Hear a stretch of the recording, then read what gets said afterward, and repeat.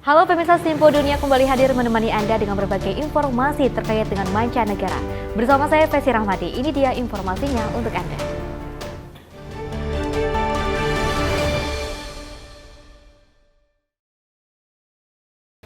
Pemirsa, Hari Kemerdekaan Amerika Serikat di bulan Juli ini selalu dimeriahkan dengan kompetisi makan hotdog. Namun ajang tahun ini jadi kontroversi setelah sang juara bertahan dilarang untuk berkompetisi. Dari sekian banyak lomba makan hotdog di Amerika, Nathan's International Hotdog Eating Contest adalah salah satu yang paling dikenal.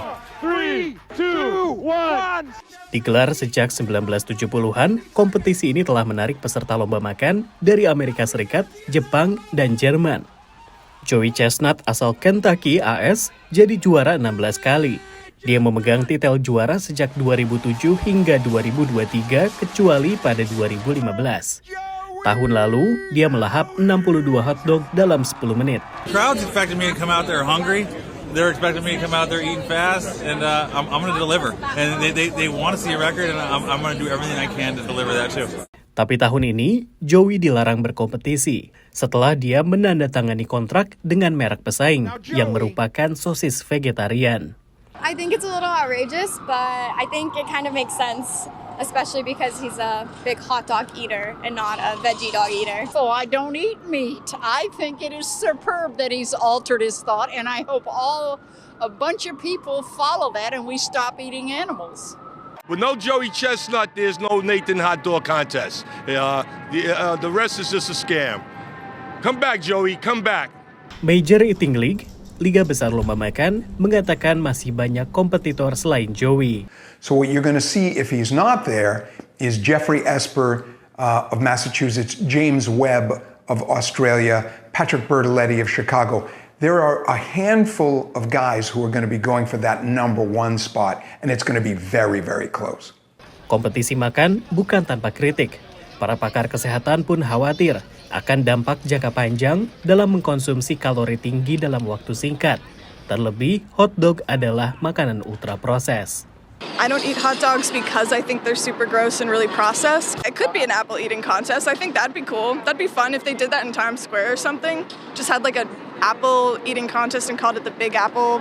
Penyelenggara mendengar masukan tersebut, tapi menurutnya makanan lain tidak menarik perhatian layaknya hotdog. There have been lots of conversations on what we should be doing, whether we should have a pea eating contest, whether it should be a vegetarian contest, whether it should be a fruit eating contest, whether we should eat something else. Those have never gotten any traction for the simple reason that the hot dog contest is the hot dog contest.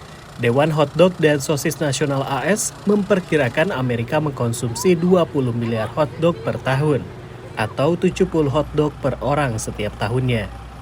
Hotdog memang tidak terpisahkan dari kehidupan warga Amerika Serikat. Selain banyak dikonsumsi ketika hari besar dan pertandingan olahraga, hotdog juga mudah ditemukan di pusat-pusat keramaian, seperti di National Mall di Washington DC ini.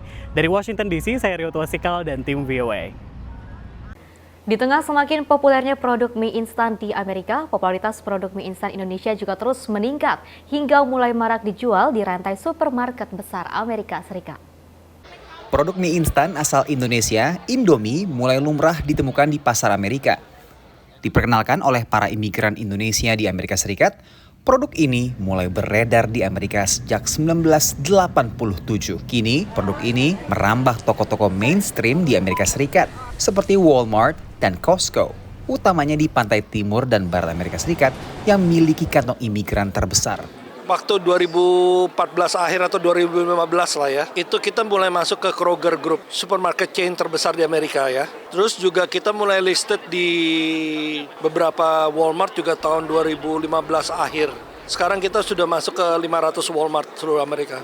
Popularitas produk mie instan Indonesia ini seiring dengan tren makanan mie instan yang sudah mulai menjadi bagian dari gaya hidup warga Amerika Serikat. Sejumlah produk mie instan asing sudah terlebih dahulu gaet popularitas di Amerika. Kalau bicara kompetitor ya traditionally ya produk-produk instant noodle yang sudah menjadi lokal di sini seperti Nissin atau Maruchan karena mereka punya pabrik di sini kan. Sementara Indomie Amerika Serikat masih mengimpor dari pabriknya di tanah air. Kepada VOA, Indofood AS sebut mengimpor sekitar 600 kontainer Indomie setiap tahunnya. Upaya pemasaran masih dilakukan gencar agar Indomie bisa merajai pasar mie instan Amerika Serikat. Seperti menghadiri pameran nasional Summer Fancy Food Show di New York pada Juni lalu.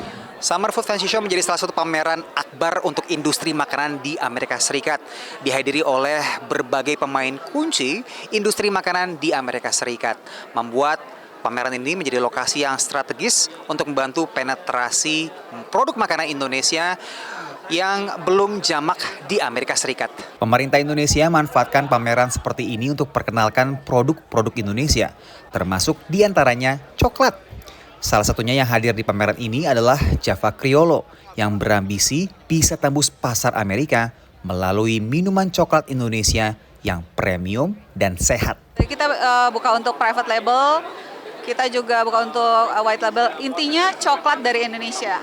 Semua penjual di Pavilion Indonesia dipilih melalui kurasi pemerintah Indonesia untuk produk yang dinilai secara mutu dan kuantitas siap ekspor, sesuai dengan kebutuhan tren pasar Amerika. Untuk produk-produk yang healthy snacks gitu ya, atau wellness itu juga sangat dicari, khususnya setelah pasca pandemi. Jadi itu yang juga coba kita dorong. Kunci penetrasi pasar makanan Amerika Serikat terletak pada pemain kuncinya, yakni distributor. Ekosistem terutama food di Amerika ini jarang sekali dari perusahaan langsung ke konsumen. Even ke retailer, dia ada food broker, kemudian ada distributor. Nah, jalur ini yang harus kita petani bahasa Jawanya. Kita lihat satu-satu mana yang kira-kira visible. Makanan belum jadi ekspor andalan Indonesia ke Amerika Serikat, yang masih didominasi oleh ekspor di sektor industri dan pertambangan. Dari New York, Randy Wicaksana, VOA. Sebagian di Amerika Serikat kembali dilanda gelombang panas meski tak se-ekstrim sebelumnya. Banyak warga biasanya menghindari panas, tapi di sebuah destinasi wisata gurun, pengunjung justru mencari panas dan menguji ketahanan tubuh.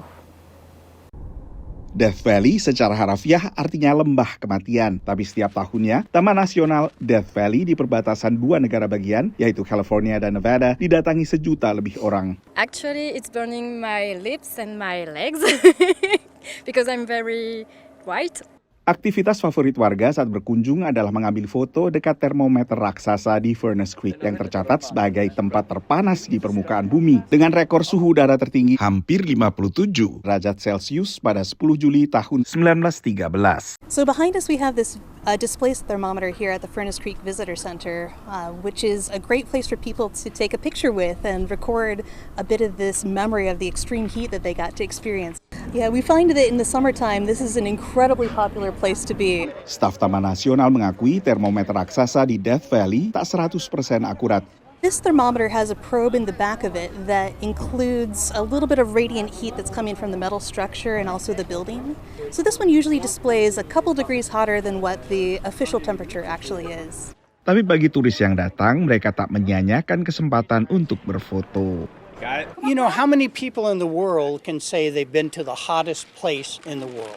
It's almost like climbing Mount Everest. How many people can say they actually climb Mount Everest? I take a weird sense of pride in it, like being like an adventurer that, you know, I can handle.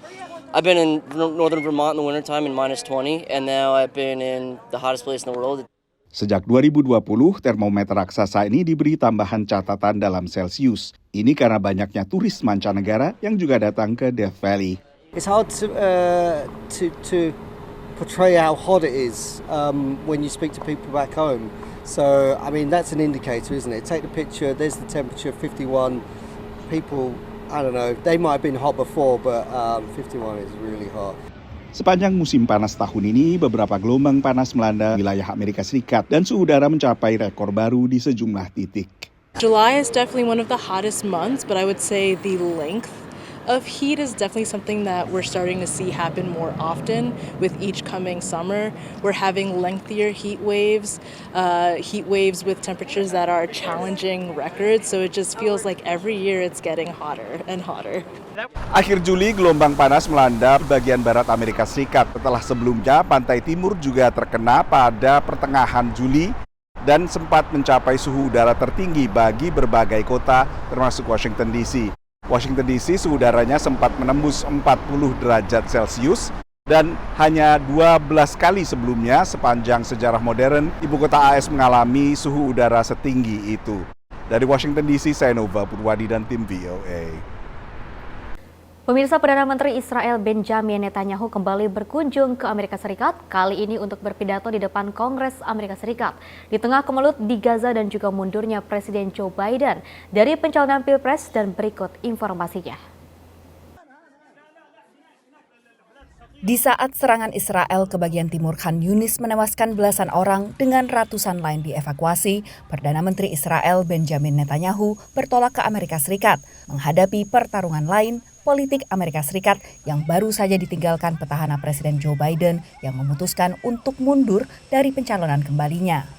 And I will tell my friends on both sides of the aisle that regardless who the American people choose as their next president, Israel remains America's indispensable and strong ally in the Middle East. Itu yang ia sampaikan ke publik. Tapi menurut analis, dalam kontestasi perebutan Gedung Putih antara Wakil Presiden Kamala Harris dan mantan Presiden Donald Trump, Netanyahu lebih mendukung calon dari Partai Republik. The Republicans are more supportive of Israel's security agenda, and that would be true whoever was in power in Israel. But the second thing is they're more forgiving of Israel's right-wing government and its policies towards the Palestinians. Netanyahu dilaporkan meminta pertemuan dengan Donald Trump yang pada masa jabatan yang lalu meluncurkan kebijakan pro-Israel yang signifikan. Semasa menjabat, Donald Trump jadi perantara kesepakatan Abraham atau Abraham Accord yang menormalisasi hubungan diplomatik Israel dengan Uni Emirat Arab dan Bahrain. Ia juga memindahkan kedutaan besar Amerika Serikat dari Tel Aviv ke Yerusalem yang disengketakan kedua pihak yang bertikai, serta mengakui aneksasi Israel atas dataran tinggi Golan. Analis lain menilai ada kemungkinan Harris tak akan memberikan dukungan penuh ke Israel seperti yang diinginkan Netanyahu. With Kamala, he's probably going to get someone who will remain pretty much mainstream when it comes to supporting the U.S.-Israeli relationship, but I think far tougher, certainly rhetorically and Israeli settlement activity, and much more sympathetic to Palestinian suffering and Palestinian rights. Tujuan utama Netanyahu ke Washington adalah untuk mengantisipasi pemerintahan Amerika selanjutnya, terutama di saat Knesset, parlemen Israel, memasuki masa reses 3 bulan yang diyakini bisa jadi kesempatan strategis baginya. There may be a political timing that will enable Netanyahu to make a move once the Knesset is in recess without having that lead to immediate coalition breakdown, because that could not be done until the Knesset comes back to operation. Di masa reses itu, Netanyahu berpotensi melawan faksi sayap kanan dalam koalisinya dan mencapai kesepakatan gencatan senjata dengan Hamas setelah hampir 9 bulan berperang. Pekan lalu, Menlu AS optimistis kesepakatan tersebut akan tercapai. I believe we're inside the 10-yard line and driving toward the goal line and getting an agreement that would produce a ceasefire, get the hostages home, and put us on a better track to trying to build lasting peace and stability. Meski demikian, kebanyakan analis skeptis perjanjian gencatan senjata akan melampaui fase pertama, yakni jeda perang 6 pekan yang ditukar dengan sejumlah sandera yang ditahan Hamas. Dari Washington DC, Virginia Gunawan dan tim VOA. Terima kasih Anda masih bersama kami. Pemirsa, angkutan umum berbentuk minibus banyak terdapat di Afrika Selatan dan semuanya memakai bahan bakar bensin. Para mahasiswa teknik di sebuah universitas di Cape Town juga mengubah mesin angkot agar bisa dijalankan dengan listrik. Sekitar 250.000 angkot minibus diperkirakan ada di seluruh Afrika Selatan untuk menyediakan transportasi bagi masyarakat. Meskipun nyaman dan populer, tapi kendaraan minibus membutuhkan bensin yang ikut berkontribusi terhadap polusi dan perubahan iklim. Para mahasiswa teknik di Universitas Stellenbosch mencari cara untuk memanfaatkan tenaga listrik bagi armada minibus Afrika Selatan. Selama 1 tahun, tim ini telah memodifikasi minibus bertenaga bensin agar bisa dijalankan dengan tenaga listrik, yang menurut mereka adalah yang pertama di negara ini. Modifikasi semacam ini bisa membantu para pengemudi angkutan umum menghemat biaya. You're going to save substantially. So just to give you an idea, our calculations show that if you buy a new electric taxi, you'll pay it off within 7 years because of the savings. If you do a retrofit, you pay it off within 1 year. Di Afrika Selatan, kendaraan listrik atau EV masih lambat berkembang. meski ada target pengurangan emisi karbon dari Perserikatan Bangsa-Bangsa untuk membatasi pemanasan global. Menurut Dewan Bisnis Otomotif negara ini, hanya kurang dari 1.000 kendaraan listrik yang dibeli di Afrika Selatan pada tahun lalu. Bagi banyak warga, harga mobil listrik masih terlalu mahal. Dan hingga saat ini, pasokan listrik yang tidak menentu dari sebagian besar pembangkit listrik tenaga batu bara juga menjadi faktor penghalang.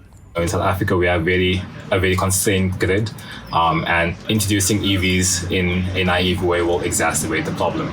So we try to figure out a strategy around that. Menurut anggota tim teknik universitas ini, elektrifikasi kendaraan pada akhirnya akan menjadi hal yang umum di Afrika Selatan dan tenaga surya akan memainkan peran penting dalam keberhasilannya. Untuk proyek berikutnya, tim akan mencoba memodifikasi bis angkutan umum untuk dijalankan dengan listrik. Dan untuk saat ini, para insinyur sedang mencari dukungan finansial dari pemerintah dan sektor swasta untuk melanjutkan proyek minibus listrik ini. Dari Arlington, Virginia, saya Helmi Yohanes dan tim VOA. Pemirsa, pasar petani lokal di Kosta Rika telah berkembang selama lebih dari 40 tahun dan menyediakan beragam hasil pertanian dengan harga terjangkau. Pasar seperti ini juga menjadi jalur penghidupan ekonomi yang penting bagi ribuan keluarga petani. Ini hari Sabtu seperti biasa di Pavas, sebuah kota di luar ibu kota Kosta Rika, San Jose. Di sini para petani kecil dari pedalaman datang lebih awal untuk menjual buah-buahan dan sayuran. El poquito que sembramos nosotros, lo que cultivamos, lo cosechamos y lo vendimos a vender aquí a la feria. Selama lebih dari 10 tahun, Nuria Serda menghabiskan hari Sabtunya di pasar produk pertanian ini yang tidak jauh dari rumahnya. Di sini ia bisa menemukan semua yang ia butuhkan dengan harga terjangkau. Es un rato que yo paso súper feliz. Como, me compro algo, todo aquí. A mí me encanta porque creo que así no tiene uno que desplazarse a San José. Son mis amigos, los considera uno a veces su familia. Pasar petani seperti di Pavas ini dimulai pada akhir tahun 1970-an. Dan di tahun-tahun berikutnya, lebih dari 80 pasar telah didirikan di seluruh Kosta Rika. Aquí tenemos 285 agricultores. De todas partes del país vienen aquí. Y diferentes frutas, verduras, todo. Pasar seperti ini membantu menghidupi ribuan keluarga, sekaligus mempromosikan pertanian dan pariwisata Kosta Rika. Aquí podemos encontrar todos los productos que nosotros sembramos, los agricultores. Aquí pueden encontrar lechuga, rabanitos, platanitos. Pasar petani menyediakan pilihan kebutuhan sehari-hari dengan harga terjangkau bagi konsumen di Kosta Rika, negara yang dianggap sebagai salah satu negara termahal di Amerika Latin. Me encanta porque es muy dinámico, sobre todo apoyar al comercio de los campesinos. Las cosas son deliciosas, todo muy fresquito, delicioso. Los precios son muy asequibles. Bagi para pelanggan tetap, pasar petani mingguan ini telah berkembang menjadi titik pertemuan budaya dan komersial, serta menumbuhkan rasa kebersamaan dan saling menguntungkan. Ahí ganamos todos, gana el consumidor y ganamos nosotros por lo mismo, porque no hay intermediarios. Dan bagi Nuria Serda, kunjungan ke pasar ini telah menjadi seperti ritual mingguan, serta kesempatan untuk membeli sayuran dan buah segar dengan harga terjangkau. Dari Arlington, Virginia, saya Helmi Yohanes dan tim VOA. Pemerintah Amerika Serikat belum lama ini mengumumkan pendanaan langsung senilai 6,4 miliar dolar untuk mendukung pusat produksi semikonduktor dan juga milik teknologi Korea Selatan di sebuah kota kecil di Texas. Dengan harapan pabrik baru ini akan memicu kembali ekonomi yang sempat merosot. Kota Taylor sekilas tampak seperti kota-kota kecil lain di Texas. Namun di pinggiran kota, di seberang jalan raya yang ramai karena ada SMA, raksasa teknologi Samsung mengerahkan 10.000 orang untuk bekerja 24 jam membangun pusat produksi semikonduktor yang besarnya akan 2 kali lipat dibanding fasilitas utama mereka Pyeongtaek di Korea Selatan. Kamar Dagang Greater Taylor menyoroti pentingnya pabrik ini. Well, we've been in about 50 years of economic decline, and this is bringing vitality back. I am so pleased the role my community is playing in our national defense, the importance of bringing semiconductor chip manufacturing back to the United States. We felt so many shortages during COVID, and a lot of those supply chain shortages went down to semiconductor chips. Samsung mulai beroperasi di sini pada awal 2022. Pemerintahan Biden bulan lalu mengumumkan pendanaan sebesar 6,4 miliar dolar untuk proyek ini. Sebagai imbalan, Samsung diperkirakan akan meningkatkan investasi awal 17 miliar menjadi 40 miliar dolar di tahun-tahun mendatang. Brent Riedel adalah wali kota Taylor yang berpenduduk 16.000 jiwa. We were only about 5 years removed from the entire valuation of the city having been assessed. Everything in the city assessed at less than $1 billion. So to say that this is a company looking to invest $17 billion was a little mind-blowing. Saat jalan-jalan di seputar kota, Brent menunjukkan taman skate yang populer dan bengkel mobil, tapi juga banyak bangunan yang terbengkalai. Menurut Raquel Torres yang memiliki toko bunga di pusat kota, dampak ekonomi yang diharapkan tidak terjadi cukup cepat bagi sejumlah pemilik bisnis. Samsung coming to town is a good thing, but not now. We're not seeing the rewards yet, but values for businesses have gone up as far as the property taxes. Therefore, they're charging more rent, and it's forcing companies to go out of business. Sang Naomi Kim juga menantikan pelanggan baru. Ia mengambil kesempatan di kota ini setelah diberitahu orang tuanya di Korea Selatan yang melihat pabrik baru Samsung di berita lokal mereka. Ia membuka restoran Korea pertama di Taylor dan sebagian besar pelanggannya adalah warga setempat yang penasaran. They never really had a Korean food, and the only thing they can think of is the spiciness. But Korean food is not just about spiciness. So there is a sweet and savory food. Ryan dan Alicia Davenport adalah pemilik kedai kopi ini. Seeing the downtown area boarded up as recent as 8 years ago to having businesses like this one next door, this entire block and blocks around has been really fun to watch. And I think Samsung's only going to add to that kind of element. Kawasan di kota kecil ini terus berkembang dan Universitas Texas di Austin berencana membuka kampus di lahan seluas 27 hektar yang berdekatan dengan pabrik Samsung dan SMA Taylor. Institut Elektronik Texas dari universitas itu sedang mencari lokasi untuk penelitian bersama dengan para mitranya di bidang semikonduktor termasuk Samsung. Dari Arlington, Virginia, saya Helmi Yohanes dan tim VOA. Pemirsa, informasi tadi sekaligus mengakhiri jumpa kita dalam Sinpo Dunia kali ini. Mewakili kerabat kerja yang bertugas, saya Pesi Ramadi mengucapkan terima kasih dan sampai jumpa.